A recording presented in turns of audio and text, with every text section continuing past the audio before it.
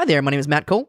And I'm Brian Garrity. And we are the producers of the Sexperts Podcast, and we have a very special returning champion. Welcome back to the show, Patrick C. Taylor. Hi, everybody. Patrick, it's so good to see you, and I'm so glad that you are apparently now very jingoistic with that flag in the background. Not quite sure. What the fuck is that? I'm not sure what flag that is, though. I just assumed it was a beach towel and his dryer wasn't working. But let's get to what have you been up to since last you were on? Since last I was on, well, of course, none of us has been up to that much, but lately, although I did participate in Core Theatre Ensemble's lip service competition. Yes. Lip sync competition, which was fun to do. I performed my own personal version of Guns N' Roses' Welcome to the Jungle in that. Doing it as sort of a concierge to the gates of hell, practically, a seemingly evil-seeming concierge. I loved it, man. I think you did really well. I got asked, how many takes did you do of that? Because for those of our listeners who haven't seen or heard, you had like a lot of props. It was like a lot of like thing after thing after thing after thing. It was almost like, I mean, maybe this is giving you too much credit, but like an OK Go like video or something. Yeah, there were a number of treadmills I was walking on and stuff like that. Yeah. Did your sister design the whole thing? I did have some help in the form. Caitlin Jackson filming the thing as we go. Like she was, especially because it started with like a close up on my mouth and then pulls back. Yeah. And at the end zooms back in. So those parts had to get just right. I'd say it was maybe like half a dozen takes. Nice. All said and done, some of the takes just stopped, part way through where it's just like, fuck that up, every once in a while, so it's hard to call that a take, when some of the props were not going where they were supposed to be going. Yeah. They're coming for you. I hear the sirens in the background, Patrick. Yep. You're not in a group of 10 or more, are you? Yeah, the pandemic has taken down pretty much everything in performance and stuff, but it is really cool that you and Core Theatre, they put on the lip service, which they'd done live in the past at the Push County Theater, but they put it on to benefit the Push County Theater, and yeah, it was successful. Sorry that you did not win. I think Blair Hines won with her version of Cher. Turn Back Time. Yep. Yeah, Turn Back Time, which... It was tough because like she was on top of an actual boat. Yeah. Where was your boat, Patrick? Yeah.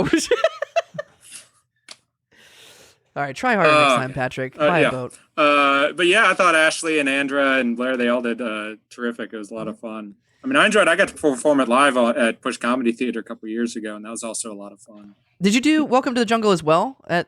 When I did it live, I did two songs. I did Mama Said Knock You Out, as a boxer who ended up getting punched out by his backup dancers by the end. And I did a duet version of Aha's Take On Me with a sock puppet that by the end of the song, I just ended up making out with the sock puppet, like falling back in love with the sock puppet, and ended up receiving fellatio from the sock puppet on stage. Yeah, do what you know.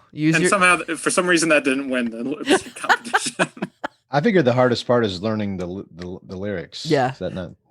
Yeah, it can be tricky trying to. Oh wait, no. Why was I saying that was Aha? It wasn't Take On Me. That's not a duet. It was Don't You Want Me, Baby by the Human League. I do remember that. I was there. Yeah. We also had to learn Aha because learning lyrics is tough because at the end there's also the death match where they tell the audience 3 songs. Yeah. And they make us sing one of the 3 songs. So we had to learn Aha's Take On Me. We had to learn Never Gonna Give You Up by Rick Astley, and we had to learn I Want to Dance with Somebody by Whitney Houston, which was the one I was least interested in learning, but it was the one I thought they were going to pick, which they did not. They picked the Rick Astley song. Why'd you laugh after you said that, Brian, learning the lyrics? I don't know. It sounded funny in my head. Like, yeah, it wasn't a joke. It's actually, I thought it was a good like interview question. Like that is a hard...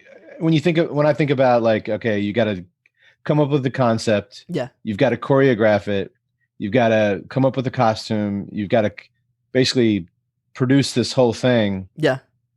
The lyrics seem like it'd be the easiest thing because it's not art. It's just memorization. It's kind of like when kids, whenever kids get a chance to like ask questions of actors, like after players, like it's always like, how do you learn all those lines? I remember one time we went to some like school assembly where there were actors doing a whole performance, and the teacher specifically said, we're going to have a Q&A afterwards. Do not ask them, how do you learn all those lines? Yes, Brian. I also laugh at everything I say because I'm not sure that anyone else will, and I got to get laughs every time. At least you're honest, Brian. Yeah, I mean, I actually do, because I want you to take that seriously, Brian. I have a really hard time, even songs I've been listening to for 10 years. I still don't know the words, even to the choruses. Like, I guess a lot of people, some people are like that, where they just like they like the emotion and they mumble what they think that the words are. And plus, some of those fucking artists, they don't even know what they're fucking saying. They just like write down dumbass lyrics. I'm like, I don't like that. For I would say 35 years, I was singing, "She's a freak." Ow. Which is wrong on all counts. And somebody's like, are you saying that to be funny, or do you think those are the words? And then I learned it was Brick House. Last year. That was good. But if you were to lip sync that would be close enough, I would imagine. For those listeners out there, Brian. Wait, should I be singing while you're mouthing it? Let's see if we can sync this up. She's a freak. Ow. Wow, that looked perfect. Okay. And once again, everything's kind of shut down. But anything on your horizons? Anything performance-wise? Not specifically. As in, not at all. There is I have an idea for a television pilot that I'm thinking of writing. That's awesome. That I've kind of been workshopping for a couple of years. But the last television pilot I wrote, I spent like a year writing. It was right before I got involved in Push Comedy. I spent like a year writing it, getting it perfect. And then I pretty much like put it in a drawer and didn't show it to anybody. Oh, wow. You know. Yeah. I did actually, I submitted it. There's a Virginia screenplay competition that you could submit teleplays to, and it did become a finalist there. Congrats. And nice. I was still like, yeah, that's great. And then I still didn't show it to anybody just because I'm not good at being like, hey, I've got this, being that guy who's like, I have a screenplay. Do you want to read it? Right. I'm terrible at doing that thing. Well, that always sucks. Self-promotion. It's not what you know, it's who you know. And we happen and I don't know anybody. We happen to be only one person removed from Matthew McConaughey right now. Haley Daniels, which actually not a lot of people know, but me, Patrick, and Haley Daniels, we were working on a scripted podcast. It was fucking insane. It was like people were living in a Cheeto factory town. It was great. It's called Cock and Spoilers, man. I tried to participate in that for a while. Eventually, I had to pull the ripcord. Yeah, you got Haley'd out of that process. That's really cool. So how are you spending your time in pandemic then? Just a lot of writing? What kinds of stuff? I've been listening to a lot of music, watching movies and TV shows, and never leaving the house. Yeah, pretty much. Same, ditto. I'm recording podcasts with Brian just all the time. Getting bored. There was a while there where I was taking a lot of walks at night when no one was around, and then I was like, trying to stay physically healthy. That's just not for me anymore. I think that time of my life has come and gone. Time to let yourself go, Patrick. Yep. Just what am I going to order for takeout tonight? That's the one joy left in life for me is. I know. What flavor of Dirty Buffalo am I going to get tonight? Yeah. Like for Dirty Buffalo. Yeah. Sponsorship. 80/20. I got 80/20 last night. I get I special order the burger. I get the fried chicken. I get the bacon. I get the pimento cheese. I get the pepper jelly. The pepper jelly is really good. Wow. That sounds amazing. I want that. Yeah, it's a great sandwich. Wow. Get some lettuce on there and you're good to go. You put fried chicken on a burger? No, fried chicken instead of the burger. Instead of the burger. Oh man, I always forget that they have a fried chicken sandwich there. I've never had that. I've always gotten a burger. I gotta change that. I recommend it fried, not grilled there, but fried. It's really good.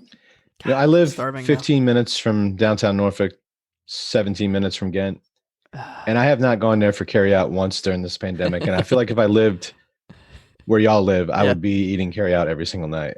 I hope nobody from 80/20 is listening to this. I have not been 80/20 since I'm like you, Brian. I haven't been 80/20, and I live right around the corner from it. Maybe I'll get a fried chicken sandwich tonight. Tonight is the night. Thank you, Patrick. I've got a pot roast or a pork roast in the oven right now. Oh, can I come over? Are you inviting us or? Yeah, I'm out of pimento jelly though. Pepper jelly. Pimento jelly.